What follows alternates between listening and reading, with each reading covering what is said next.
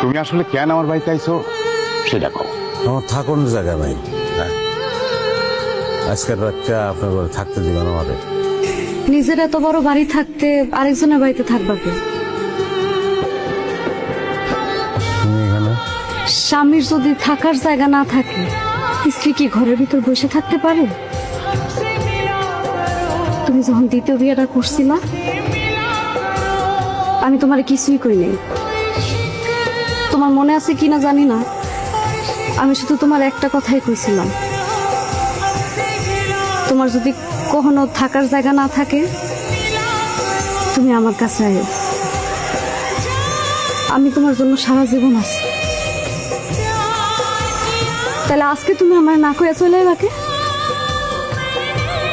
চলো বাড়িতে চলো। দাদা, ঘরের ভিতরে সুখ থাকতেই তুমি সারা দুনিয়ার সুখ খুঁজে বেড়াইছো। যাও বৌমার সাথে বাড়ি যাও।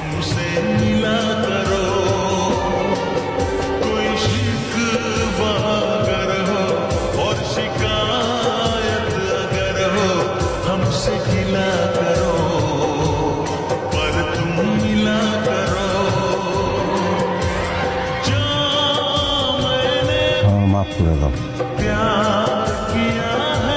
সুখ কি? সুখ কোন জায়গায় আমি বুঝি নাই। মতি কাকা আমার চোখ খুলে দিচ্ছে। সুখ মতি কাকা আর তার বউয়ের সংসার, সুখ হামিদ আর তার বউয়ের সংসার। আমি বুঝি নাই সুখ আমার এত কাছে।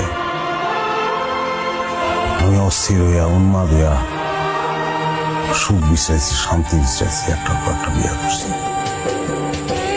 মাফ করো আমার।